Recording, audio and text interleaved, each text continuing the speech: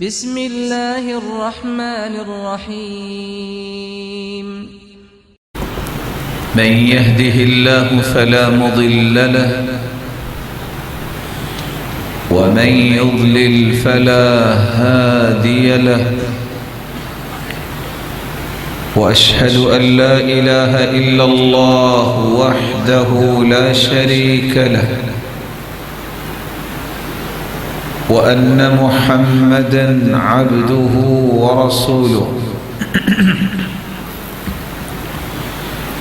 يا أيها الذين آمنوا اتقوا الله حق تقاته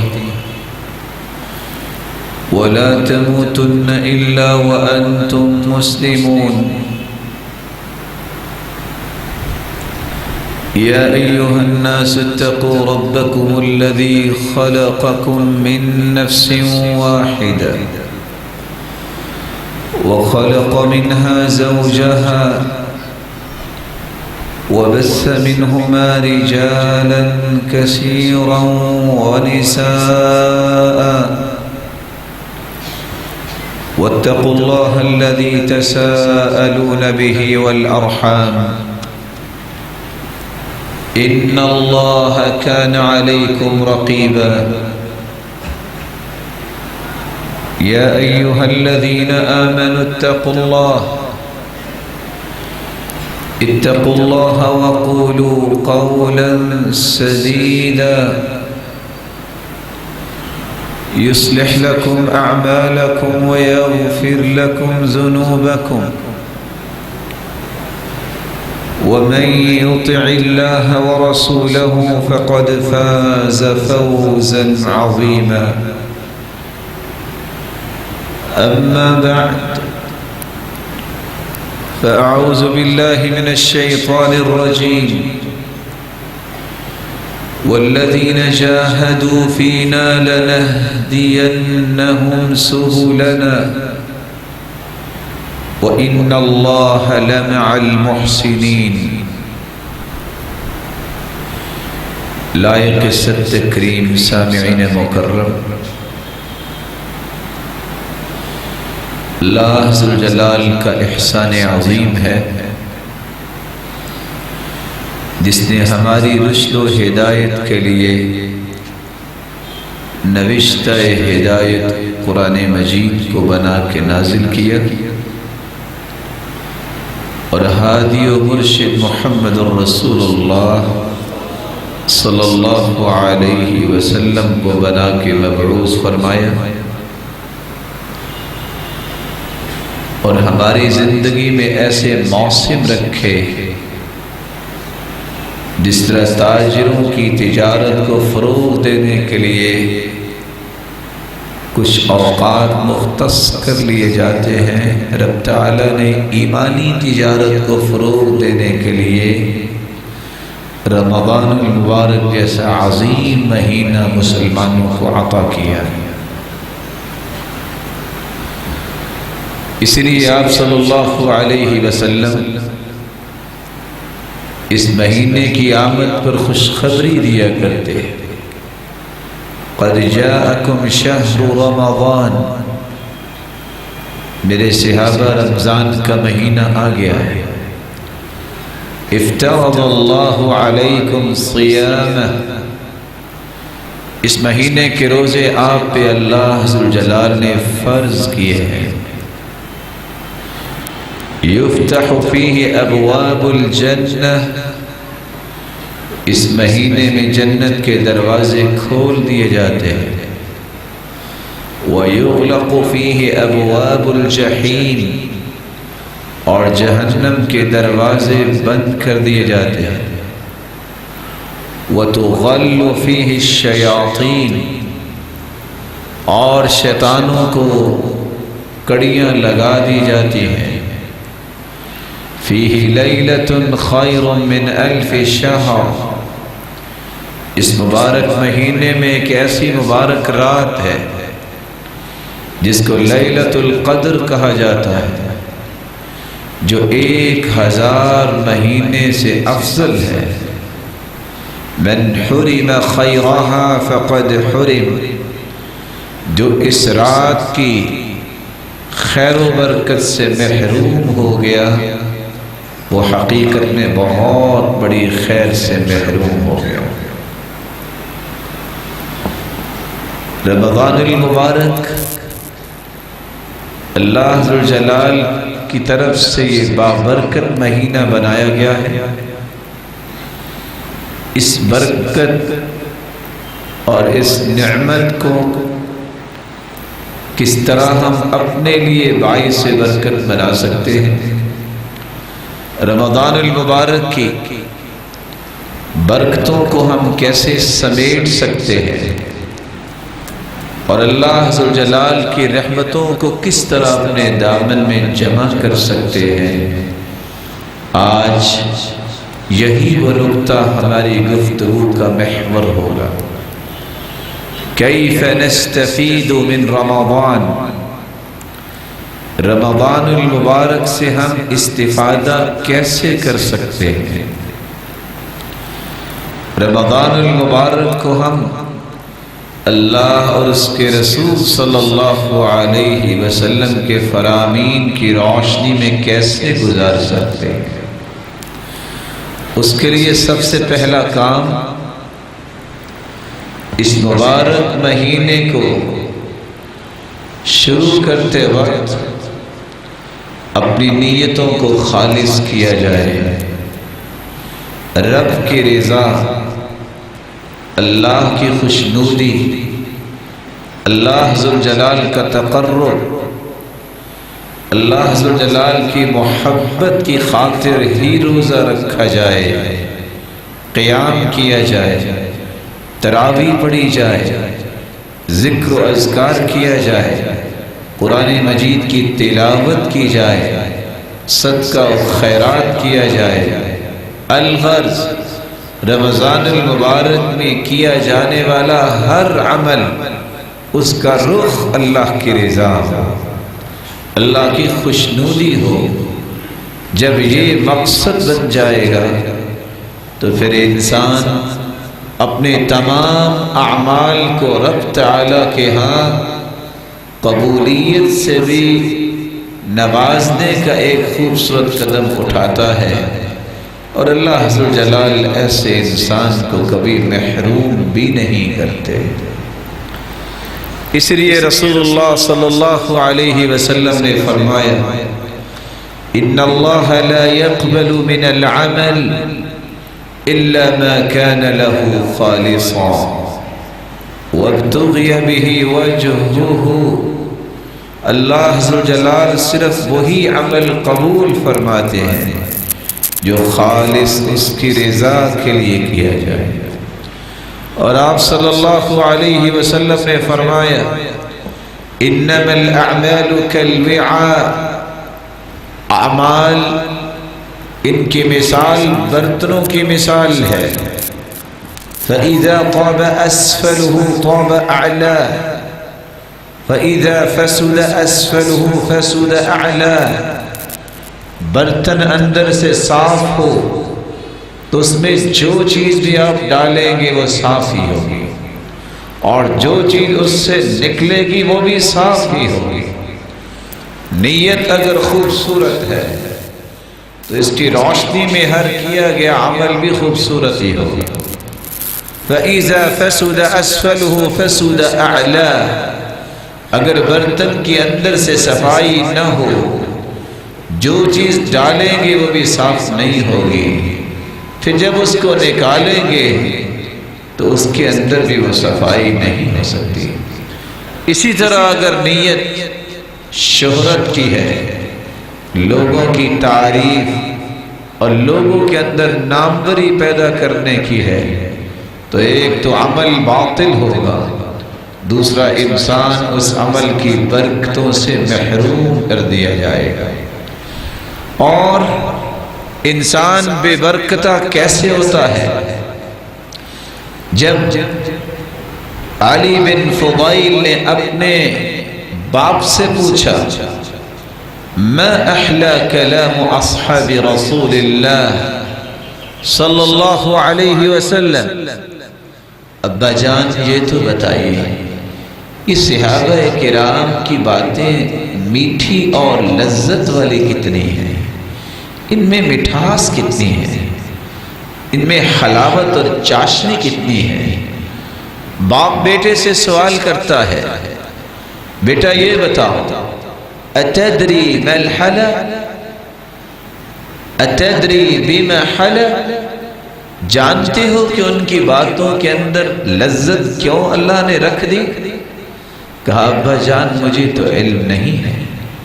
تو باپ نے جواب دیا، لأنهم ارادوا اللہ سبحانہ وتعالی، وہ ہر بات اللہ کی رضا کے لیے کرتے، رب تعالیٰ نے ان کی گفتگو کے اندر لذت پیدا کر دی۔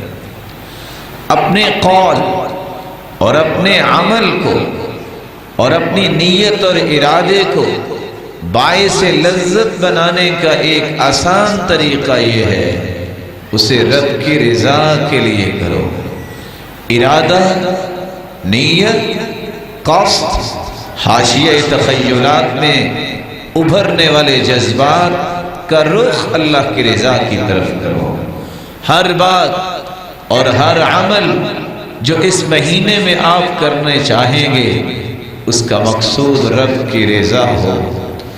موسیٰ بن معلّہ اس لیے کہا کرتے تھے کہ حذیفہ رضی اللہ تعالی عنہ نے وصیت کی انہیں، یا موسیٰ، اے موسیٰ بن معلّہ، ثلاث خصال ان کن فیک، 3 خصلتیں اگر تیرے اندر جمع ہو جائیں تو یاد رکھنا اللہ ذوالجلال کی طرف سے لم ينزل من السماء خیر، آسمان سے کوئی بھی خیر نازل نہیں ہوگی، الا كان لك فيه نصیب، اس خیر میں اللہ نے تیرا حصہ ضرور رکھا ہوگا۔ یکون عملک للہ، تیرا عمل خالص اللہ کے لیے ہونا چاہیے، یہ پہلی خصلت۔ وتحب للناس ما تحب لنفسک، جو اپنے لیے پسند کرتے ہو اپنے مسلمان بھائی کے لیے بھی پسند کرے۔ اور تیسری بات، وَهَذِهِ الْكِسْرَةِ تَرْفَعُهَا مَا قَدَرْ، اگر یہ روٹی کا ٹکڑا جب تک تم اللہ کی راہ میں پیش کرتے رہو گے، آسمان سے جو بھی رحمت نازل ہوگی رب تعالیٰ اس میں تیرا حصہ ضرور رکھیں گے۔ بیٹا اس کی آواز بہتر کرے اور مسئلہ سمجھے۔ جو شخص کنکری کو بھی ہاتھ لگاتا ہے، اللہ کے رسول کا فرمان ہے یہ بھی لغو بات ہے۔ اگر آپ کو اونچی آواز پسند نہ ہو تو پہلے ہی اس کو سیٹ کر لیا کریں، اپنا اجر ضائع نہ کیا کریں۔ رسول اللہ صلی اللہ علیہ وسلم نے صحابہ کرام کو جو دین سمجھایا ہے اس میں سب سے پہلی بات، کیسے رمضان کی برکتوں کو میں جمع کر سکتا ہوں؟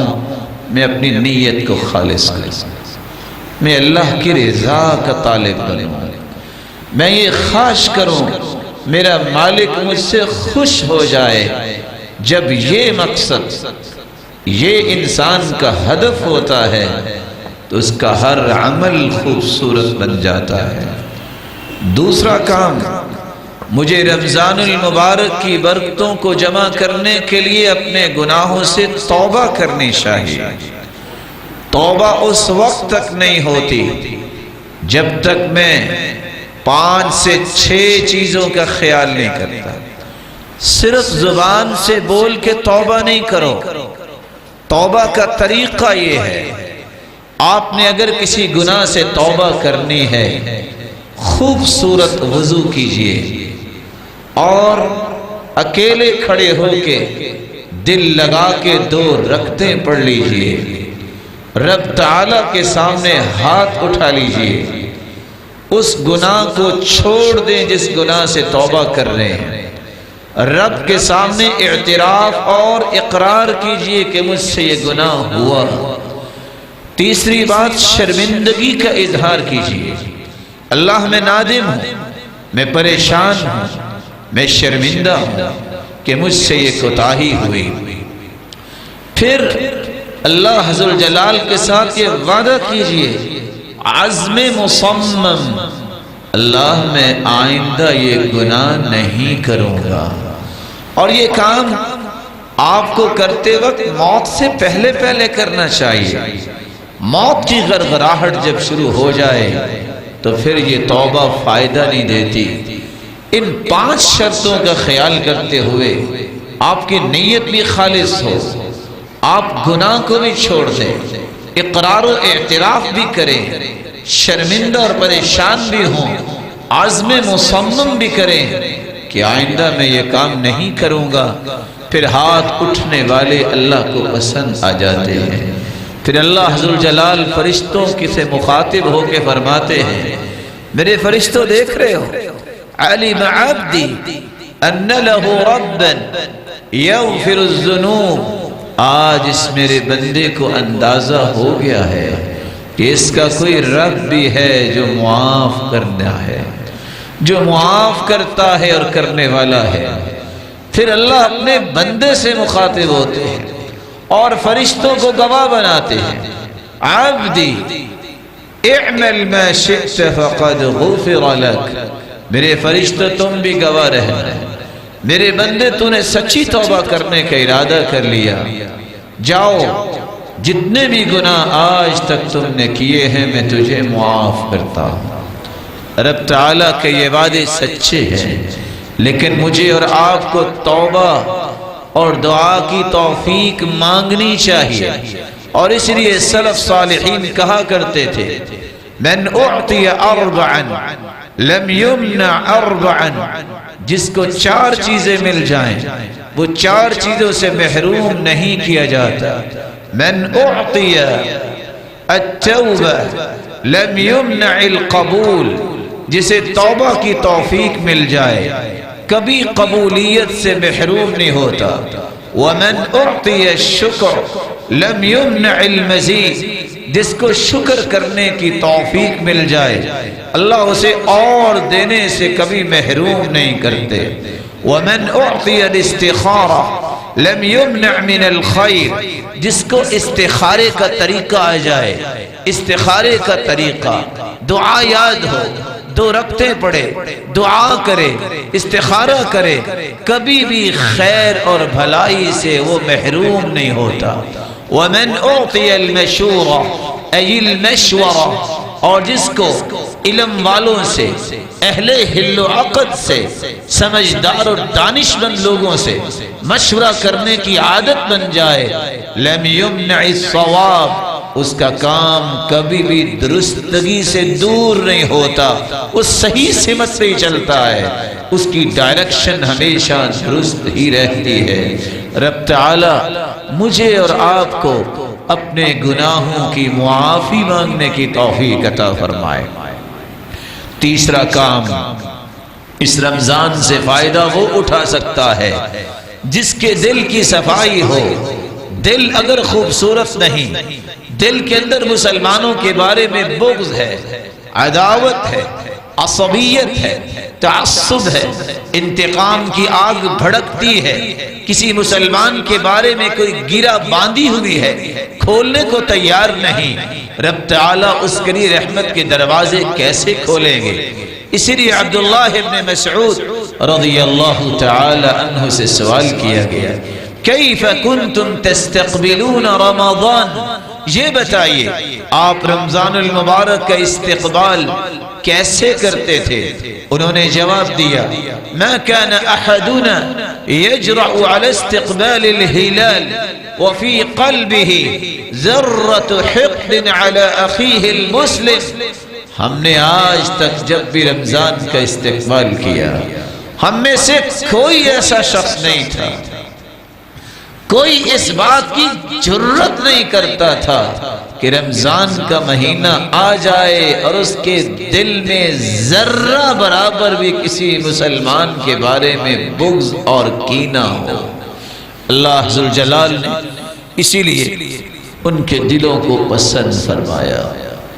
فضیل بن عیاض رحمہ اللہ تعالی اس لیے فرمایا کرتے تھے، لم يدرك من عندنا من ادرک بکثرت صیام ولا صلاة وانما ادرک بسخاء الانفس وسلامة الصدر والنصح للامة. سلف صالحین نے اگر کوئی بلندی حاصل کی یا نیک لوگوں کو اگر کوئی مقام ملتا ہے اس لیے نہیں ملتا کہ وہ روزے زیادہ رکھتے ہیں، اس لیے نہیں ملتا کہ وہ نمازیں زیادہ پڑھتے ہیں، یہ تو عام لوگ بھی پڑھتے ہیں. بلندی اس کو ملتی ہے، شرف قبولیت اس کو ملتا ہے جس کے اندر تین چیزیں آ جائیں. بسخاء الانفس، وہ بخیل نہ ہو، سخاوت کرنے والا ہو. وسلامت الصدر، اور اس کا سینہ بہت پاک صاف اور شفاف ہو، کسی مسلمان کے بارے میں اس کے سینے میں کوئی کینہ اور بغض نہ ہو. اور تیسری بات والنصح للامہ، اور پوری امت کے لیے خیر خواہی اور ہمدردی اس کے سینے میں موجود ہو. اس لیے مالک بن دینار رحمہ اللہ تعالی کہا کرتے تھے کہ ہم سے پہلے لوگ جو اللہ کے ہاں مقام بنا گئے وہ کرتے کیا تھے؟ كانوا يعملون يسيرا ويؤجرون كثيرا. عمل ان کے بہت تھوڑے تھوڑے تھے لیکن اجر بہت دیے جاتے تھے. سبب کیا تھا؟ ليست العبرة بكثرة صلاتهم ولا صيامهم ولا صدقاتهم. نہ وہ کثرت سے روزے رکھتے، نہ وہ کثرت سے نمازیں اور صدقات ادا کرتے. پوچھنے والا پوچھتا ہے نماز روزہ اور صدقات یہ اگر معتبر نہیں، یہ اگر معیار نہیں تو پھر معیار کیا ہے؟ قال لسلامت صدورهم، وہ روزے رکھنے کے ساتھ، وہ نمازیں پڑھنے کے ساتھ، صدقات دینے کے ساتھ ان کے سینے بڑے پیارے تھے اور ان کے دل بڑے صاف تھے. یہی وجہ ہے کہ اللہ ذوالجلال نے ان کو برکتوں سے نواز دیا. آج بھی اگر کوئی برکتیں چاہتا ہے اور اللہ ذوالجلال کی رحمتوں کو سمیٹنا چاہتا ہے اسے نیت کو خالص کر کے اپنے دل کو پاک صاف کرنا ہے. چوتھا کام، اس مبارک مہینے کی پلاننگ کیجئے. آپ کا امتحان آتا ہے، آپ نے کوئی نوکری کرنی ہو، آپ نے کوئی پروجیکٹ ڈیل کرنا ہو، آپ اس کی پراپر پلاننگ کرتے ہیں، مائکرو ڈیٹیلز طے کرتے ہیں. یہ اس دن ہوگا، یہ اس طرح ہوگا.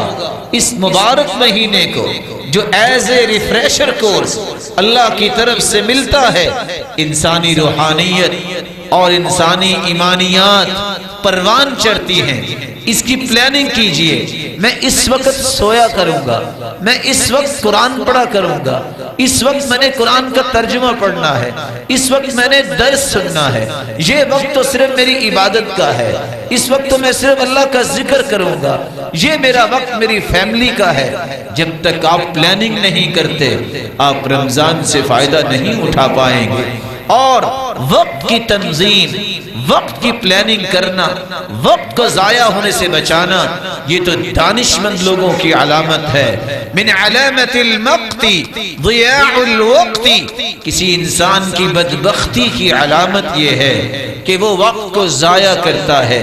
اور رسول اللہ صلی اللہ علیہ وسلم نے فرمایا نعمتان مغبون فیہما کثیر من الناس الصحہ والفراغ. دو نعمتوں کی قدر انسان نہیں کرتے حالانکہ یہ بہت بڑی نعمتیں ہیں. ایک صحت و عافیت بہت بڑی نعمت ہے. صحت کی حالت میں اللہ کے سامنے سجدے کر لو کیونکہ دیکھا گیا ہے بیماری کی حالت میں سجدہ بھی نہیں ہوتا. ایک فارغ البالی انسان کو کوئی کام نہیں، مشغولیت نہیں، فارغ وقت بھی ایک نعمت ہے. اس میں رب تعالیٰ کا قرب حاصل کرنے کے کام کر لو، رب تعالیٰ کے ہاں مقام بنا لو. ایک وقت آئے گا تم سے پھر نماز پڑھنا بھی مشکل ہو جائے گی اگر تم دنیا میں اس طرح دھت ہو گئے. لیکن اگر ان دونوں چیزوں کی قدر کی رسول اللہ صلی اللہ علیہ وسلم نے، اس لیے فرمایا قدر کیا کرو، اغتنم خمسا قبل خمس، 5 چیزوں کو 5 چیزوں سے پہلے غنیمت جانیے۔ پہلی بات شبابک قبل حرمک، یہ جوانی ایک مرتبہ ملی ہے، دوبارہ نہیں ملے گی، اس جوانی کو بڑھاپے سے پہلے غنیمت جانو۔ وصحتک قبل سقمک، صحت کو بیماری سے پہلے غنیمت جانو۔ وغناک قبل فقرک، اللہ نے مال دیا ہے، اس مال کو غنیمت جانو اس سے پہلے کہ فقیر ہو جاؤ۔ وفراغک قبل شغلک، فراغت کو غنیمت جانو اس سے پہلے کہ تمہیں مشغولیات اپنے گھیرے میں لے لے۔ وحیاتک قبل موتک، موت سے پہلے اپنی زندگی کو غنیمت جانو، اس زندگی سے فائدہ لے لو۔ سب سے بڑا فائدہ یہ ہے کہ رب کو راضی کر لو اور زندگی ایسے خوبصورت طریقے سے گزارو کہ دنیا کے لیے مشعل راہ بنو، رہبر بنو، رہنما بنو، خود بھی نیکی پہ چلنے والے، لوگوں کو بھی چلانے والے، خود بھی برائی سے بچنے والے اور لوگوں کو بھی برائی سے بچانے والے بنو۔ رسول اللہ صلی اللہ علیہ وآلہ وسلم نے جو اگلا کام بتایا ہے، ایک مسلمان کس طرح رمضان سے فائدہ لے سکتا ہے، 5واں طریقہ اپنی زبان کی حفاظت کرو۔ روزہ صرف پیٹ کا نہیں ہے، روزہ صرف کھانے پینے کا نہیں ہے، روزہ ہر چیز کا ہونا چاہیے۔ کیسا روزہ؟ آپ کی زبان سے وہ بات نکلے جس سے اللہ راضی ہو جائے۔ اس لیے رسول اللہ صلی اللہ علیہ وسلم نے فرمایا من لم يدع قول الزور والجهل والعمل به فلا حاجة لله في أن يدع طعامه وشرابه، جو بندہ جھوٹ بولنا نہیں چھوڑتا، جو بندہ جہالت کے کام نہیں چھوڑتا، جو بندہ جھوٹے کام کرنا اور دھوکہ دینا نہیں چھوڑتا، اللہ کو ایسے بندے کی کوئی ضرورت نہیں ہے کہ وہ بھوکا رہے، پیاسا رہے۔ فَلْيَصُمْ سَمْعُكَ وَبَصَرُكَ وَلِسَانُكَ، اس لیے سلف یہ وصیت کیا کرتے تمہاری آنکھیں بھی روزہ رکھیں، تمہارے کان بھی روزہ رکھیں، تمہاری زبان بھی روزہ رکھیں۔ اس کان سے صرف قرآن اور اچھی باتیں سننا، اس زبان سے صرف قرآن اور نیکی کی بات نکالنا، اس آنکھ سے اچھائی اور اچھائی کے مناظر دیکھنا۔ تمہاری آنکھیں مسجد دیکھیں، قرآن دیکھیں، والدین کے پاس، اور ایسی چیزوں کو جس سے انسان گنہگار نہ ہو۔ اپنی نظر کی حفاظت کیجئے۔ رسول اللہ صلی اللہ علیہ وسلم نے سچ تربیت فرمائی۔ سلف صالحین کا یہ رویہ تھا، كانوا اذا صاموا جلسوا في المسجد واقبلوا على تلاوة القرآن۔ سلف صالحین روزہ رکھ کے مسجد میں آ جاتے، قرآن کھول کے بیٹھ جاتے۔ لوگ کہتے گھر کیوں نہیں جاتے؟ قالوا نحفظ صومنا ولا نغتاب احدا، ہم تو اپنے روزے کی حفاظت کرنے کے لیے مسجد آئے ہیں کہ یہاں قرآن پڑھیں گے، کسی کی غیبت نہیں کریں گے، غیبت کی تو روزہ ضائع نہ ہو جائے۔ اور سلف صالحین کا طریقہ یہی تھا۔ ادرکنا السلف وهم لا يرون العبادة في الصوم ولا في الصلاة ولكن في الكف عن اعراض الناس۔ ہم نے ایسے لوگوں کو پایا، صحابہ، تابعین، تبع تابعین کے بارے میں بیان کرنے والا بیان کرتا ہے کہ ان لوگوں کا انداز زندگی کیا تھا، وہ صرف نماز روزے کو عبادت نہیں سمجھتے تھے، یہ بھی بہت بڑی عبادت ہے، لیکن نماز روزے کے ساتھ جو لوگوں کی عزتوں کو پامال کرنے سے رکتا ہے، زبان کی حفاظت کر لیتا ہے، وہ اس کو عبادت سمجھتے۔ یہ ہے سچی عبادت کرنے والا، جس نے روزہ رب کے لیے رکھا، جس نے نماز اللہ کے لیے پڑھی، تبھی تو اس کی زبان خوبصورت بنتی ہے۔ رسول اللہ صلی اللہ علیہ وآلہ وسلم نے سچ تربیت فرمائی. اور سلف صالحین کہا کرتے تھے الصائم فی عبادہ وإن كان راقدا على فراشه ما لم يغتب. ایک شخص روزہ رکھتا ہے، چارپائی پہ لیٹا ہے، اس کا لیٹنا بھی عبادت ہے کیونکہ روزہ رکھا ہوا ہے. ما لم يغتب، شرط یہ ہے کہ وہ کسی کی غیبت نہ کرے، کسی کی عزت کو نہ اچھالے، کسی کے بارے میں اپنی زبان کو نہ کھولے. اس لیے مالک بن دینار کہا کرتے تھے اذا رأیت قساوة فی قلبک، جب تم دیکھو کہ ایک بندے کا دل بڑا ہی سخت ہے، اس کی زبان میں سختی، اس کے کاموں میں سختی، اس کے دل کو اس طرح سخت کر دیا گیا، کبھی اسے رونا نہیں آیا، رب کے سامنے کبھی وہ گڑ گڑا کے رویا نہیں ہے. اذا رأیت قساوة فی قلبک، جب تم دیکھو تمہارا دل سخت ہو گیا ہے، ووہنا فی بدنک، اور تمہارے اندر لاغری آ رہی ہے. لاغری سے مراد نماز کے لیے بھی اٹھنا مشکل لگتا ہے. اور وحرمانا فی رزقک، رزق تھا، اللہ نے مال دیا تھا، آہستہ آہستہ اللہ نے چھین لیا، تم فقیر بنتے جاتے ہو. 3 کام، اگر دل کی سختی محسوس ہو، جسم میں لاغری محسوس ہو اور رزق کم ہوتا نظر آئے، فاعلم انک قد تکلمت فیما لا یعنیک، تو یقین کر لو یہ تیرا ہی گناہ ہے، تم نے ضرور ایسی زبان کھولی ہوگی جس زبان سے ایسے الفاظ بولنا جائز نہیں ہے. اس لیے اس زبان کو کنٹرول کرو، یہ جسم میں بھی طاقت آئے گی، دل بھی ملائم ہو جائے گا اور رزق میں بھی فراوانی ہو جائے گی. عبداللہ ابن خیار اس لیے کہا کرتے تھے کان یقول فی مجلسی اللہم سلمنا وسلم المؤمنین منا. روزہ رکھتے اور یہ دعا کرتے اللہم سلمنا، اللہ ہمیں بھی گناہوں سے بچا لے، وسلم المؤمنین منا، اور مومنوں کو ہماری زبانوں سے بچا لے، ہم مومنوں کی عزتوں کے بارے میں کوئی بات نہ کریں. رب تعالی زبان کی حفاظت کی توفیق نصیب فرمائے. اللہ کے رسول نے سچ فرمایا تھا، زبان درست نہ ہو دل درست نہیں ہوتا. لا يستقیم ایمان عبد حتى يستقیم قلبه ولا يستقیم قلبه حتى يستقیم لسانه. کسی شخص کا ایمان اس وقت خوبصورت نہیں بن سکتا جب تک اس کا دل خوبصورت نہ ہو، اور دل خوبصورت اس وقت تک نہیں بن سکتا جب تک زبان اس کی خوبصورت نہ ہو. وَلَا يَدْخُلُ الْجَنَّةَ رَجُلٌ لَا يَأْمَنُ جَارُهُ بَوَائِقَهُ، اور وہ شخص جنت میں نہیں جائے گا جس کی زبان سے لوگ محفوظ نہیں. رب تعالیٰ میری اور آپ کی زبان کی حفاظت فرمائے. اور خوشخبری سنیے وَطُوبَى لِمَنْ مَلَكَ لِسَانَهُ وَوَسِعَ بَيْتُهُ وَبَكَى عَلَى خَطِيئَتِهِ.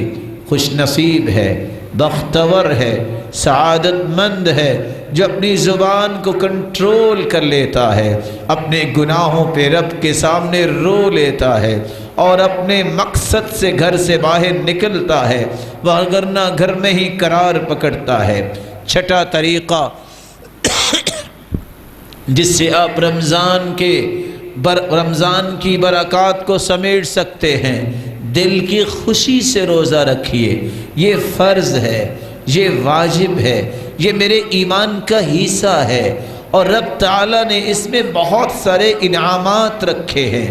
مجھے روزہ رکھنا ہے، میں مسلمان ہوں، یہ مجھ پہ فرض ہے، میں اس سے دل کی خوشی کے ساتھ اس کا اہتمام کروں، دل کی تنگی کے ساتھ نہیں کہ گرمی بہت ہے کیا کروں گا. نہیں، میرے رب کے فیصلے ہی اچھے ہیں، ان کو تسلیم کیا جائے. اگر دل کی خوشی سے روزہ رکھیں گے اور اجر اور ثواب کی نیت سے روزہ رکھیں گے، 2 باتیں تو ہوگا کیا. من صام رمضان ایمانا واحتسابا غفر له ما تقدم من ذنبی، جو شخص دل کی خوشی کے ساتھ ایمان رکھتا ہے اور پھر ثواب کی نیت سے، اجر کی نیت سے روزے رکھتا ہے، رب تعالیٰ اس کے گناہوں کو معاف فرما دیتے ہیں۔ رسول اللہ صلی اللہ علیہ وسلم نے جو چھٹا کام بتایا ہے کہ روزہ رکھا جائے اور روزے کے ساتھ ساتھ رات کو قیام کیجئے، تراویح پڑھیے، رسول اللہ صلی اللہ علیہ وسلم نے فرمایا علیکم بقیام اللیل، تم پہ لازم ہے، لازم پکڑو قیام اللیل کو، فإنہ دأب الصالحین قبلکم، یہ تو نیک لوگوں کا شیوہ ہے، وہو قربۃ الی ربکم، اور اللہ کی قربت کا ذریعہ ہے، ومکفر للسیئات، اس سے گناہوں کی معافی مل جاتی ہے، ومنہات للآثام، اس کے پڑھنے سے رب تعالی گناہوں سے بچا لیتے ہیں، وفی روایت اخری ومطردۃ للداء عن الجسد، اور جو شخص رات کو تہجد پڑھتا ہے، قیام کرتا ہے، تراویح پڑھتا ہے رمضان المبارک میں، اور پھر اس عادت کو بقیہ سال کے مہینوں میں بھی جاری رکھتا ہے، رب تعالیٰ اس کی جسمانی بیماریوں کو دور فرما دیتے ہیں۔ رسول اللہ صلی اللہ علیہ وسلم کے بارے میں سیدہ عائشہ رضی اللہ عنہا روایت کرتی ہے، صحیح بخاری اور مسلم کی روایت ہے، ما كان رسول الله صلى الله عليه وسلم يزيد في رمضان ولا في غيره على 11 ركعة، اللہ کے رسول صلی اللہ علیہ وسلم رمضان المبارک میں اور غیر رمضان میں 11 رکعتوں سے زیادہ نہ پڑھا کرتے تھے۔ رسول اللہ صلی اللہ علیہ وآلہ وسلم اس بات کا اہتمام تو سارا سال ہی کرتے۔ یہ کتنی خوش نصیبی ہے کہ انسان کو اللہ نے یہ مبارک مہینہ دیا ہو اور وہ تراویح کا اہتمام نہ کرے۔ وہ تہجد جو سحری کے وقت آپ نے پڑھنی، آپ عشاء کے بعد تراویح پڑھتے ہیں، رات کا قیام ہو گیا، یہ تراویح بھی ہو گئی اور اسی کو ہی قیام کہتے ہیں۔ رب کے سامنے آپ کھڑے ہو گئے اور آپ صلی اللہ علیہ وسلم کا طریقہ مبارک تھا، کان یقوم فی اول اللیل وفی آخرہ وفی اوسطہ، اللہ کے رسول سحری کے وقت بھی قیام کرتے، رات کے شروع میں بھی قیام کرتے، رات کے درمیان میں بھی قیام کرتے۔ آپ کے تینوں طریقے ہیں، جس کو بھی اختیار کرے قیام اللیل کا اجر و ثواب آپ کو نصیب ہو جائے گا۔ اور اللہ کے دین کی خوبصورتی دیکھیے، آپ اگر سحری کے وقت تہجد پڑھتے ہیں آپ کو پھر بھی تہجد کا ثواب ملتا ہے۔ آپ اگر تہجد کے لیے نہیں اٹھ سکتے، آپ عشاء کے بعد 8 رکعتیں کھڑے ہو کے پڑھیے، پھر 3 وتر پڑھ لیجئے، قیام اللیل کا اجر آپ کو پھر بھی مل جائے گا۔ تیسرا طریقہ، رسول اللہ صلی اللہ علیہ وسلم نے فرمایا، آپ عشاء کی نماز اور فجر کی نماز باجماعت پڑھتے ہیں، من صلی الفجر والعشاء فی الجماعہ کان کقیام اللیل، جو عشاء کی نماز باجماعت پڑھتا ہے، پھر وضو کر کے ذکر و اذکار کر کے سو جاتا ہے، نیت کر کے سوتا ہے اور صبح تک بیدار نہیں ہوا، پھر فجر کی نماز باجماعت پڑھی ہے، فجر اور عشاء کی نماز باجماعت پڑھنے والے کو بھی قیام اللیل کا اجر مل جاتا ہے۔ اور جو نیت کر کے سویا ہے لیکن تہجد کے لیے اٹھ نہیں سکا، اس نیت کی وجہ سے چوتھا طریقہ، رب تعالی قیام اللیل کا اجر پھر بھی نام اعمال میں لکھوا دیتے ہیں۔ پانچواں طریقہ، من نام عن حزبه او شیء من ذلك، جو رات کو 1 پارہ پڑھتا ہے، حزب مقرر ہے، یا آدھا پارہ یا 2، جتنی اس کی عادت ہے، رات کو بیدار نہیں ہو سکا، صبح کی اذان ہو گئی، پھر سورج طلوع ہوتا ہے، وہ اس وقت سے لے کے ظہر تک 12 رکعتیں پڑھ لیتا ہے، رب تعالیٰ اسے تہجد کا ہی ثواب نصیب فرمائیں گے۔ چھٹا طریقہ، اوتروا یا اہل القرآن، علماء یہ کہتے ہیں جو بالکل ہی کچھ نہیں پڑھ سکا، وتر کم از کم ضرور پڑھ کے سوئے، رب تعالیٰ قیامت کے دن اسے تہجد گزاروں کی صف میں کھڑا فرمائیں گے۔ رمضان المبارک سے فائدہ لیجئے، دل کی خوشی کے ساتھ روزہ رکھیے اور قیام اللیل کیجئے۔ اور یہاں رک کے میں ایک بات آپ کی خدمت میں پیش کر دوں، تہجد اور تراویح یہ نوافل ہیں، سب سے پہلے فرض نماز کی پابندی کیجئے۔ آپ ساری رات اگر کھڑے رہیں، ساری رات روتے رہیں اور تلاوت سنتے رہیں، تراویح پڑھیں، یہ بہت اچھا ہے، لیکن اس ساری رات سے افضل، آپ کے رونے سے افضل وہ پسینے کا ایک قطرہ ہے جو ظہر کی نماز پڑھنے کے لیے آپ مسجد کو جا رہے ہیں اور گرمی کی وجہ سے آپ کو پسینہ آتا ہے، کیونکہ یہ فرض ہے، وہ نفل ہے۔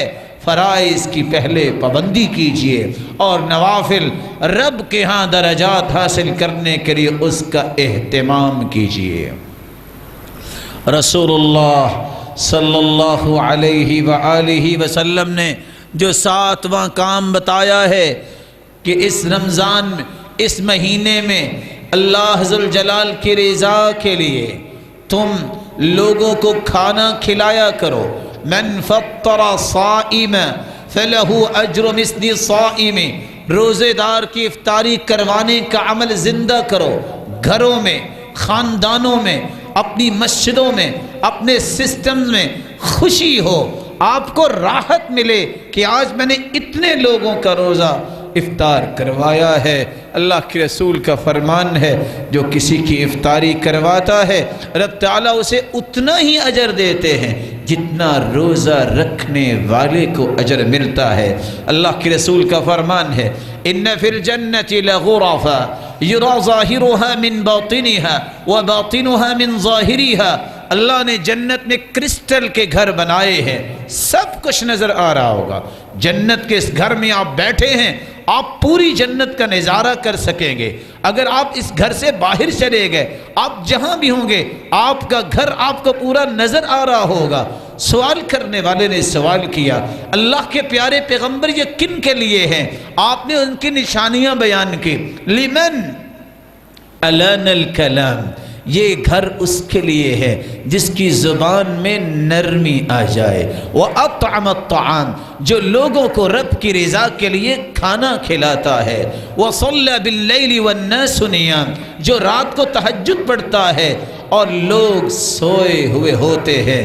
رسول اللہ صلی اللہ علیہ وسلم نے سچ فرمایا۔ اس لیے سلف صالحین کی خواہش دیکھیے، سلف صالحین کہتے ہیں لَأَنْ أَدْعُوا عَشْرَةً مِّنْ أَصْحَابِي فَأُطْعِمَهُمْ طَعَامًا يَشْتَهُونَ أَحَبُّ إِلَيَّ مِنْ أَنْ أُعْتِقَ عَشْرَةً مِّنْ وَلَدِ إِسْمَاعِيل، میرا جی چاہتا ہے میں 10 اپنے ساتھیوں کو بلاؤں اور بلا کے جو وہ پسند کرتے ہیں کھانا کھلاؤں، یہ مجھے زیادہ اچھا ہے کہ میں اسماعیل علیہ السلام کی اولاد میں سے 10 لوگوں کی گردنیں آزاد کروں۔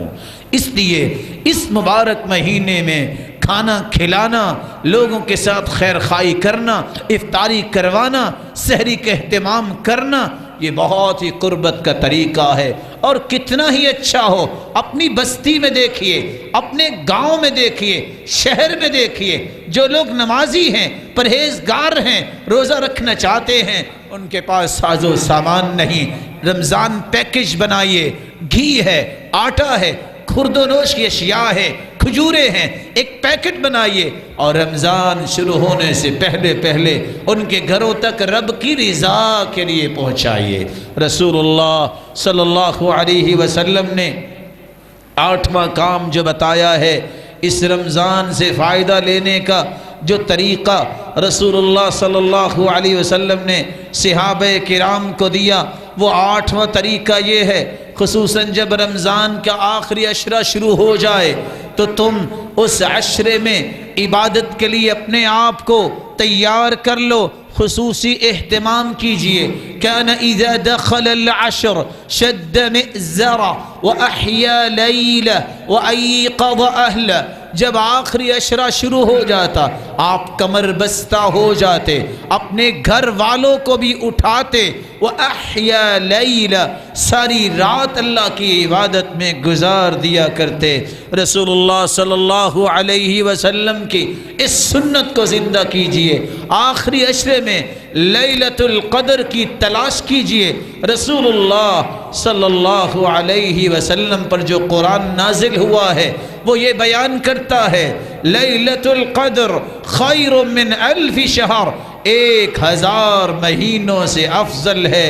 ایک رات کی عبادت کس طرح اللہ حضر جلال تمہیں 84 سال 4 مہینے کی عبادت سے بھی بہتر عبادت کا اجر نصیب فرمائیں گے۔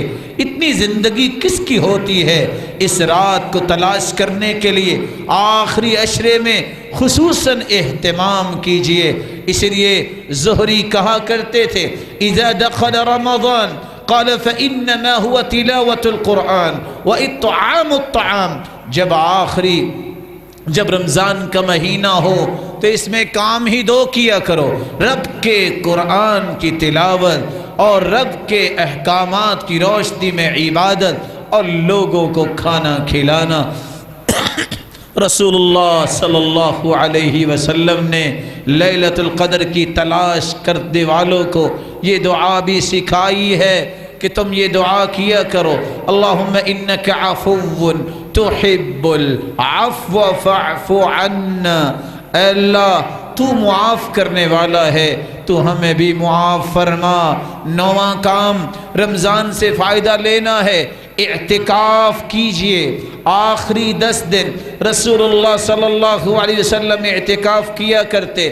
كان رسول اللہ يعتکف العشر الاواخر من رمضان کے آخری 10 دنوں کا اعتکاف کرتے، اور آپ نے آخری مرتبہ آخری سال 20 دن کا اعتکاف کیا۔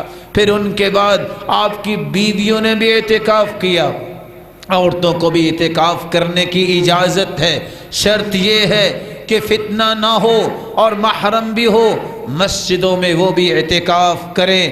رسول اللہ صلی اللہ علیہ وسلم نے یہ اعتکاف کی سنت بتائی ہے رب سے تعلق مضبوط کرنے کے لیے، خالص جنت کا سودا کرنے کے لیے، دنیا و ما فیہا سے بھول کر دور ہو کر رب تعالیٰ کی محبت میں اپنے آپ کو رنگنے کے لیے۔ اس لیے امام زہری کہا کرتے تھے عجبا للمسلمین ترکوا الاعتکاف، تعجب ہے مسلمانوں پر آج وہ اعتکاف چھوڑ بیٹھے، جبکہ رب کے پیغمبر نے مدینہ آتے وقت جب تک دنیا سے چلے نہیں گئے کسی 1 سال بھی اعتکاف نہیں چھوڑا۔ رسول اللہ صلی اللہ علیہ وسلم نے 10واں کام یہ بیان کیا ہے کثرت سے قرآن کی تلاوت کیجئے، یہ قرآن کا مہینہ ہے۔ عمر بن قیس جب آ جاتا رمضان سے پہلے شعبان کا مہینہ، اغلق تجارت بند کر دیتے، وتفرغ لقراءة القرآن، قرآن کی تلاوت کے لیے اپنے آپ کو فارغ کر لیتے، اور یہ کہا کرتے طوبى لمن اصلح نفسه قبل رمضان، سعادت مند تو وہ ہے جو رمضان شروع ہونے سے پہلے ہی اپنے نفس کی اصلاح کر لے۔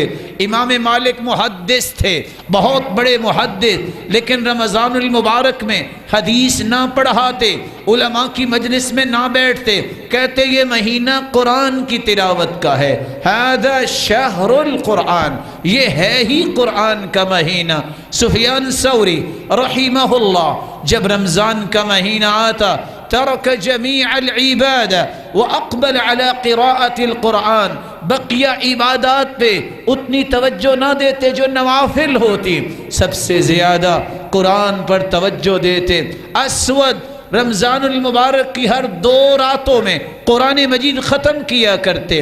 قتادہ کی عادت یہ تھی سارا سال 7ویں دن قرآن کو ختم کرتے، لیکن جب رمضان آ جاتا ہر 3 دن میں قرآن ختم کرتے۔ وفی العشر الاواخر کل لیلہ، اور آخری عشرے میں ہر رات قرآن مجید کو ختم کرتے۔ امام شافعی نے معمول بنایا تھا کہ رمضان میں میں نے 60 قرآن اللہ کی رحمت سے ختم کرنے ہیں۔ اور سفیان بیان کرتے ہیں کہ جب زبید الیامی ان کو رمضان نصیب ہوتا وہ اپنے گھر والوں کو بھی بٹھا لیتے اور کہتے چھوڑ دو باقی کاموں کو، یہ مہینہ ہمارے قرآن پڑھنے کا ہے۔ خود نہیں پڑھتے تھے اکیلے، بیوی بچوں کو بٹھا کے بھی اس کا اہتمام کیا کرتے۔ رسول اللہ صلی اللہ علیہ وسلم نے یہ وہ باتیں بیان کی ہیں جس سے انسان کا رمضان وہ اس طریقے سے گزرتا ہے جس سے اللہ سبحانہ و تعالیٰ کو پسند آ جاتا ہے۔ اللہ مجھے اور آپ کو بھی ان کاموں کو اختیار کرنے کی توفیق عطا فرمائے۔ وآخر دعوانا الحمد للہ رب العالمین۔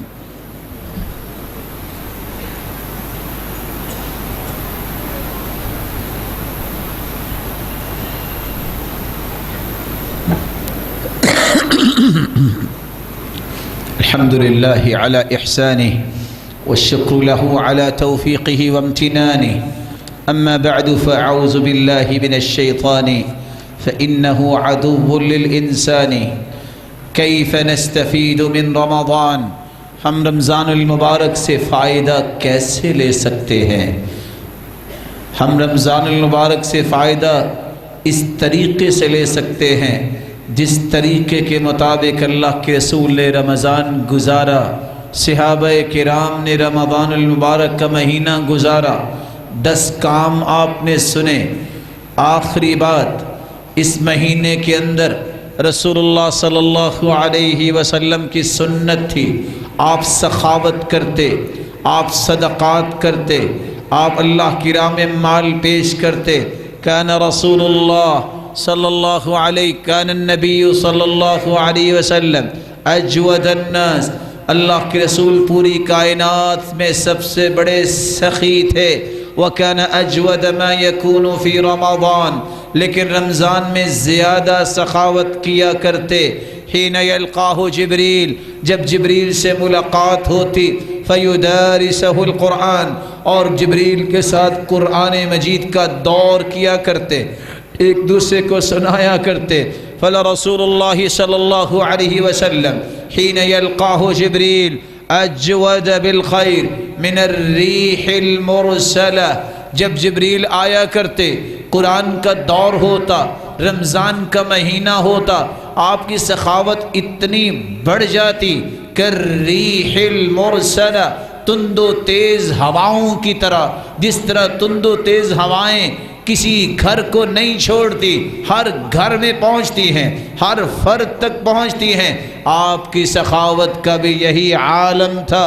رسول اللہ صلی اللہ علیہ وآلہ وسلم نے شریف فرمایا، من انفق نفقة فی سبیل اللہ کتبت له ب700 ضعف، جو شخص ایک چیز خرچ کرتا ہے رب تعالیٰ اسے 700 بنا کے واپس کر دیں گے قیامت کے دن۔ یحییٰ بن معاذ اس لیے کہا کرتے، ما اعرف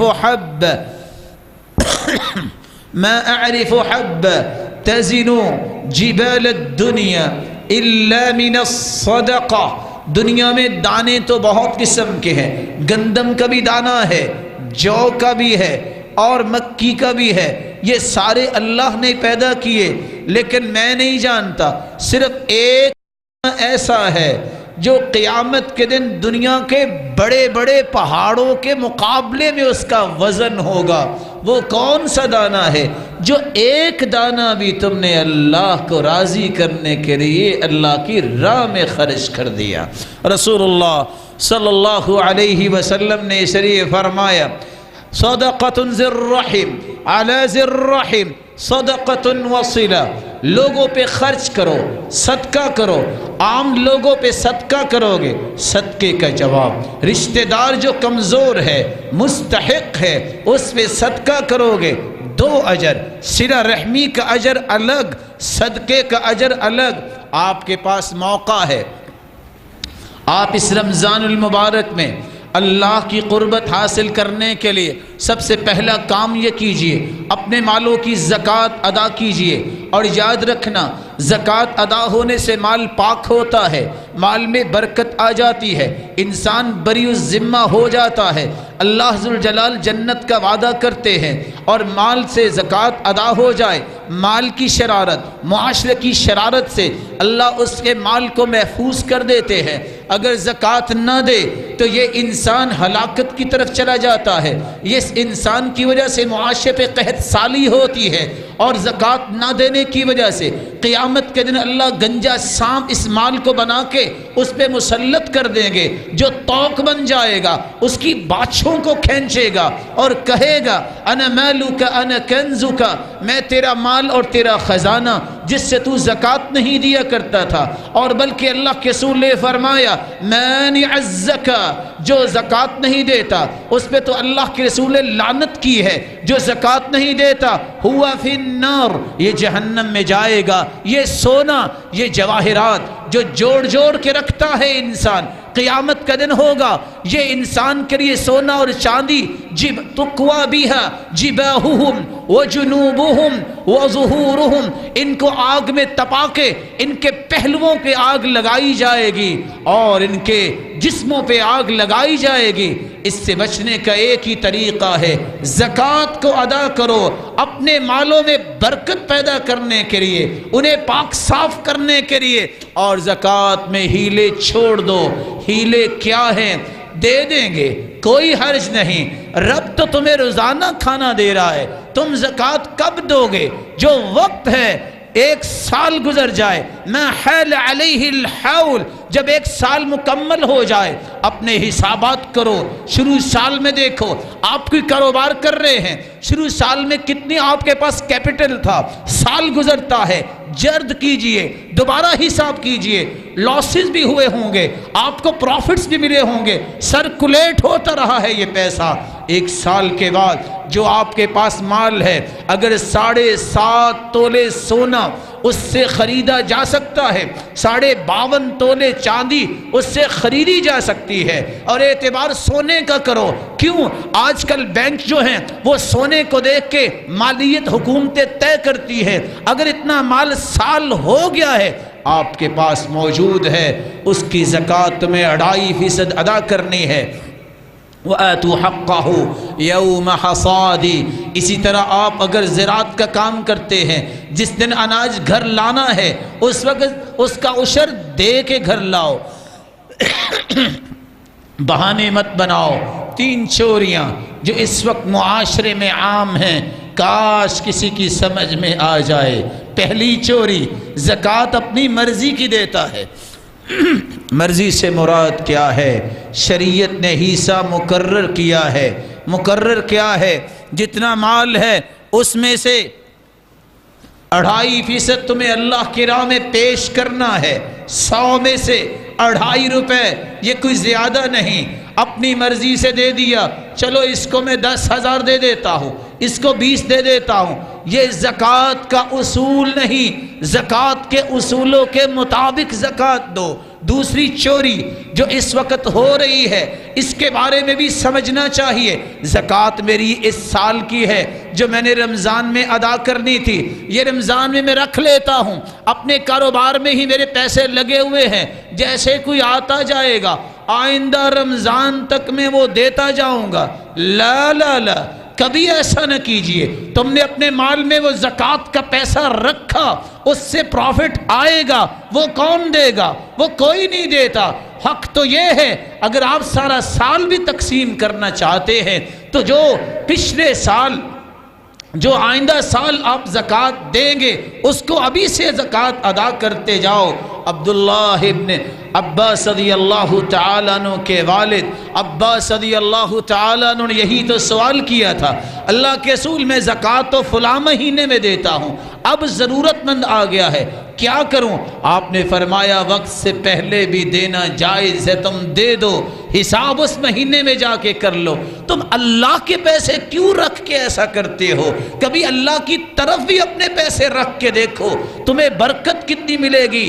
حق یہ ہے جو میں نے رمضان، آئندہ رمضان میں زکوٰۃ دینی ہے، میں ابھی سے اس کو خرچ کرتا جاؤں، اگر کوئی ضرورت مند آ گیا ہے جو اس رمضان کی زکوٰۃ بنتی ہے یہ میں آئندہ سال خرچ کروں گا، اور یہ پیسہ بھی میرے مال کے ساتھ پڑا ہوا ہے، اس کو پروفٹس بھی لگ رہے ہیں اور اس کی ویلیو بھی بڑھ رہی ہے، یہ کون دیتا ہے اور کون دے گا؟ جس کو اللہ نے دین کی سمجھ عطا فرمائی۔ تیسرا چوری کا دروازہ، جس کا امت کو شاید خبر بھی ہے کہ نہیں، سوائے ان کے جن کو اللہ نے رحمت سے نوازا۔ اسلام کا نظام جنوری فروری کا نظام نہیں، محرم سفر کا نظام ہے۔ وہ جنوری فروری کا نظام نہیں مانتا۔ اسلام کا نظام جس سے زکوٰۃ دینی ہے، آپ نے اگر صدقۃ الفطر دینا ہے، آپ نے قربانی کرنی ہے، آپ نے روزہ رکھنا ہے، آپ نے افطاری کرنی ہے، وہ اسلامی نظام کے تابع ہے۔ اگر اسلامی مہینوں کو دیکھا جائے، اسلامی مہینہ محرم اور سفر سے لے کر ذی الحجہ تک ختم ہوتا ہے۔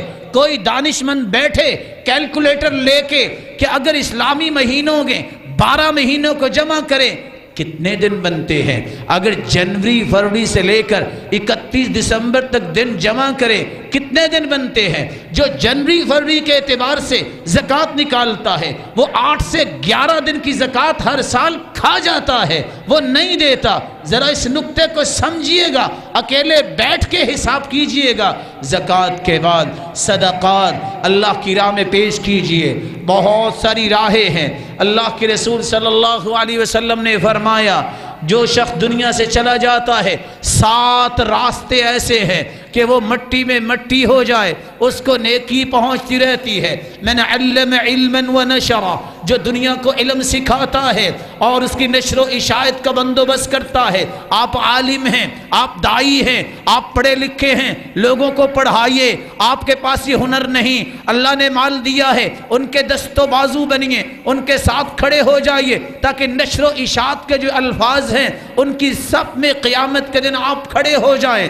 دوسرا کام آپ مسجدیں بنوائیے۔ تیسرا کام لوگوں کے لیے پانی کا بندوبست کروائیے۔ چوتھا کام کنواں کھدوا دیجئے یا نہر جاری کروا دیجئے، یا کسی کے گھر میں نلکا نہیں ہے وہی لگوا دیجئے۔ اللہ کے رسول کا فرمان ہے یا کھجور کا درخت لگائیے۔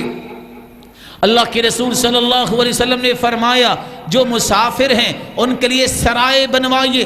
اللہ کے رسول کا فرمان ہے صحت کی حالت میں صدقہ کیجئے۔ اور آپ نے 8واں طریقہ یہ بھی بتایا الساعی علی الارملة والمسکین كالمجاهد في سبيل الله وكالقائم الذي لا يفطر وكالصائم الذي لا يفطر۔ مسکین، یتیم، فقیر کا خیال کیجئے، ان کی کفالت کی ذمہ داری لیجئے، مسکین کے سر پہ ہاتھ رکھیے۔ کیا ملے گا؟ ایسی عورت جس کا خامند فوت ہو چکا اور بچوں کی ذمہ داری اس کے کندھے پہ آن پہنچی ہے، اس کی مدد کیجئے۔ صرف کوشش کرنے والا، کوشش اٹ مینز آپ گھر میں بیٹھے ہیں، گرمی بھی ہے اور گرمی ہوگی، شدت بھی ہے، آپ اے سی کے نیچے بیٹھ کے ای میل ڈالتے ہیں، آپ ٹویٹ کرتے ہیں، آپ میسج کر دیں، آپ واٹس ایپ پہ شیئر کر لیں، آپ کال کر دیں، کوشش ہے، آپ نے دیا نہیں، صرف کوشش کرنے والے کو اتنا اجر ملتا ہے۔ بخاری مسلم کی روایت ہے جتنا رب کی راہ میں جہاد کرنے والے کو اجر ملتا ہے اتنا اجر اسے ملتا ہے جس نے پوری زندگی روزہ رکھا کبھی بھی اس نے ناغہ نہیں کیا، جس نے پوری زندگی تہجد پڑھی کبھی اس نے ناغہ نہیں کیا۔ اس لیے اللہ کے رسول نے فرمایا تھا انا وکافل الیتیم ہاکذا فی الجنہ، جو یتیم کی کفالت کرتا ہے قیامت کے دن جنت میں میرے ساتھ اس طرح ہوگا جس طرح یہ 2 انگلیاں آپس میں ملی ہوئی ہے۔